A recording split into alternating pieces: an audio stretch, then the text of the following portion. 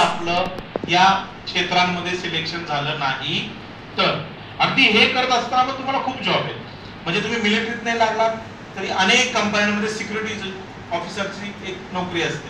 ही सिक्युरिटीमध्ये चांगले 15-20 हजाराचे पगार असतात. तुम्ही सिक्युरिटीमध्ये लागू शकता, वॉचमॅन मध्ये लागू शकता, होमगार्ड आहे, बरोबर आहे. याच्यातले सुरक्षेत मधले पण अनेक क्षेत्र असे आहेत की ज्याच्यामध्ये आपल्याला नोकरीच्या संधी आहेत.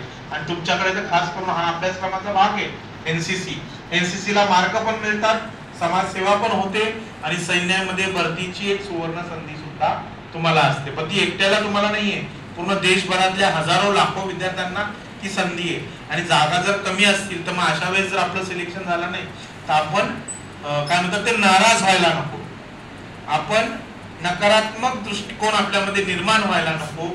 म्हणून शाळांमधून कॉलेजेसमधून हे विषय महत्वाचे घेतले जातात की मुलांना कौशल्य, समृद्धी आणि रोजगार म्हणजे काय की उद्या तुम्ही भविष्यात काही संध्यांना तुम्ही मुकलात, कारण तुमचं ठीक आहे तुम्हाला पोलिसात जायचंय, पण काही लोकांना डॉक्टर व्हायचं असतं पण डॉक्टर होऊ शकत नाही, काहींना वकील व्हायचं असतं पण तो वकील होऊ शकत नाही, बरोबर.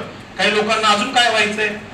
जर आपल्याला आयुष्यात अपयश आलं तर अशा काही कला आपल्या हातात असायला हव्या ज्या कलेचा उपयोग आपल्याला कशासाठी होईल, कशासाठी होईल, बोला मोठ्यात, रोजगारासाठी होईल किंवा पैसे कमवण्यासाठी. आणि म्हणून काही भारत सरकारच्या चांगल्या योजना आहेत, जशी आमची जन शिक्षण संस्था ही योजना आहे. योजनेचं नाव काय, थोड्या मोठ्याने बोला.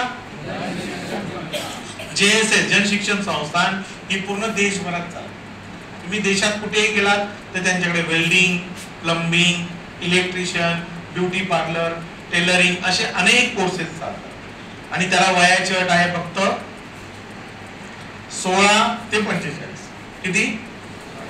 या वयोगटातले मुलं जे कॉलेजला जातात ती पण, जी कॉलेजला जात नाही ती पण, जे अंगठे मारतात अशी पण मुलं, असे असतात ना काहीतरी बाबा 45 वर्षाचा आहे पण अंगठे मारतो, शिकला नाही, तर कोणी 10वीला शाळा सोडली. आपले बहिणी भाऊ पण असतात, आपण शिकलो पण आपल्या घरातले काही बहिणी भाऊ असतील 30 वर्षाचे 35 वर्षाचे. आपण पण कधी कधी असं होतं की 12वी नंतर काही करत नाही, ग्रॅज्युएशन नंतर घरीच बसावं लागतं.